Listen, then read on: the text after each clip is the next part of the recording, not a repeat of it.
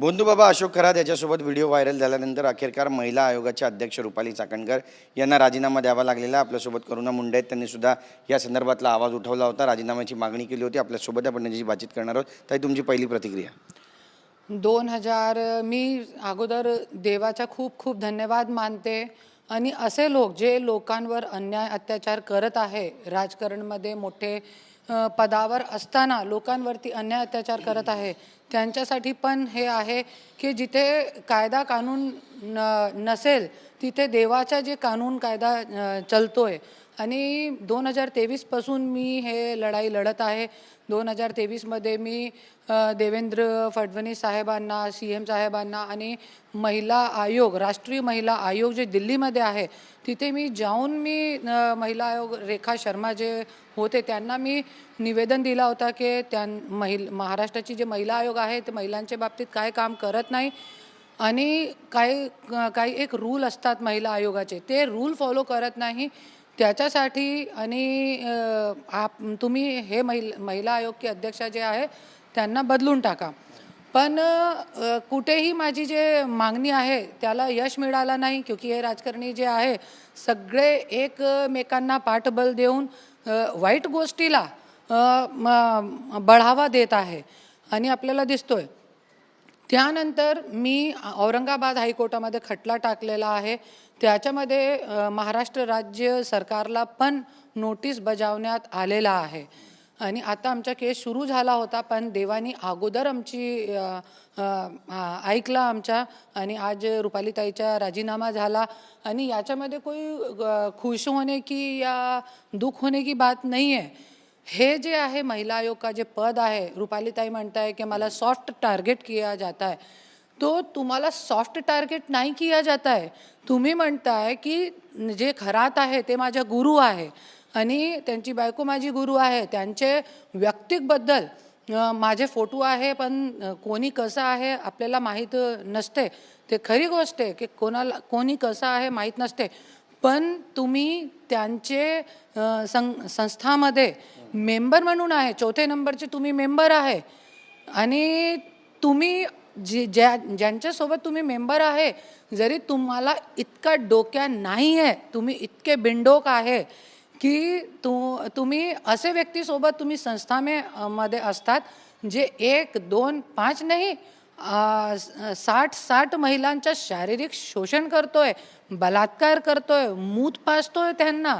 असे व्यक्ती सोबत तुम्ही संस्थामध्ये आहे आणि तुम्हाला हे इतके तुम्ही बिंडोक आहे की तुम्ही संस्थामध्ये असताना ज्यावेळेला तुम्ही संस्थामध्ये गेला, आपण व्यक्तीचा पूर्ण रेकॉर्ड काढतोय, तो तुम्ही रेकॉर्ड काढला नाही त्यांच्या की ते व्यक्ती काय आहे. आता रुपालीताई चाकणकर म्हणतायत की माझी ज्यांनी बदनामी केली त्यांना कायदेशीर नोटीस पाठवणार.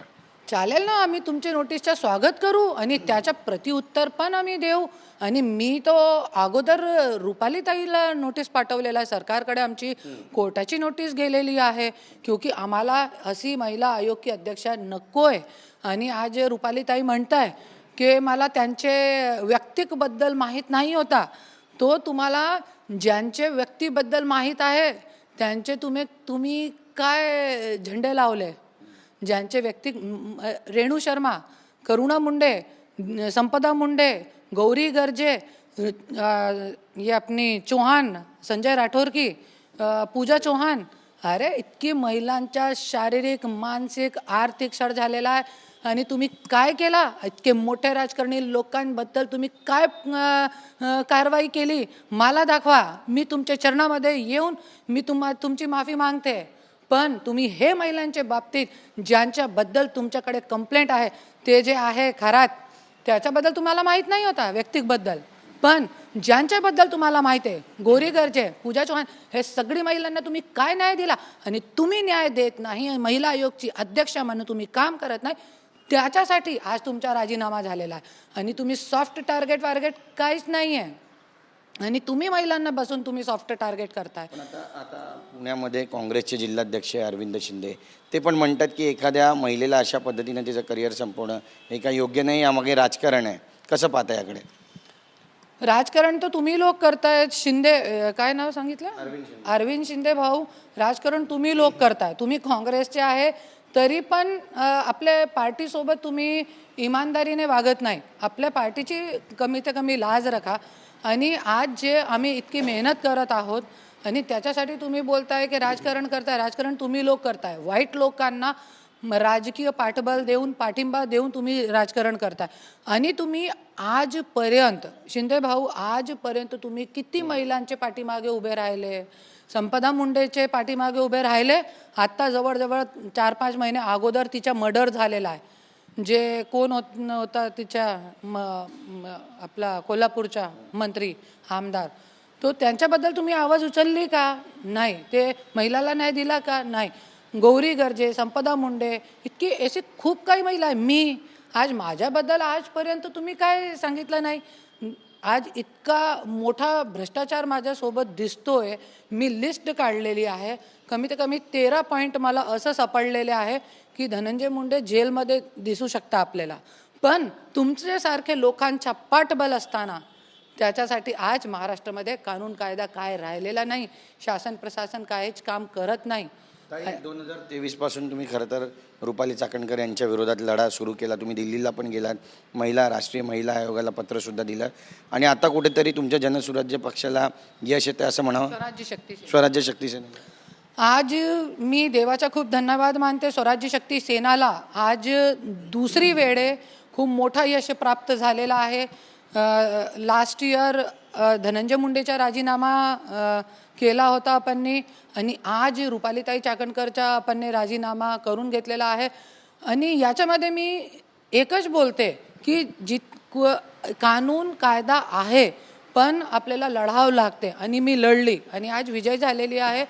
त्याचा मी धन्यवाद मानते. लोकांचा पण सपोर्ट आहे आणि मी असे लोकांना जसे हे शिंदे आहे आणि आणखीन खूप काही असे पाठिंबा वाईट लोकांना, वाईट राजकारणी लोकांना, वाईट काम करणारे लोकांना, खराब जैसे लोकांना पाठिंबा देणारे जे राजकारणी लोक आहे आणि गोरगरीब लोकांचे जे काम करत नाही, तुमच्यासाठी पण एक माझा मेसेज आहे की फक्त धनंजय मुंडे आणि ये रुपालीताई चाकणकर आणि ते परलीच्या तहसीलदार मुंडे त्यांच्या पण विकेट गेलेला आहे.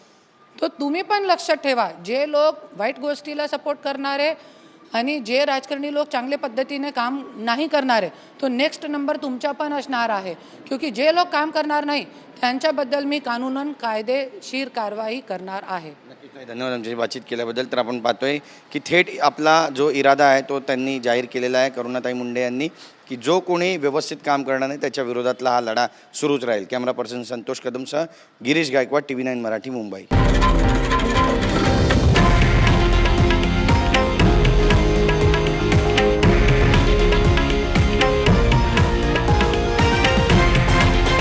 हे आहे देशातील नंबर 1 न्यूज नेटवर्क आणि आपण पाहत आहात TV9 मराठी, एकमेव.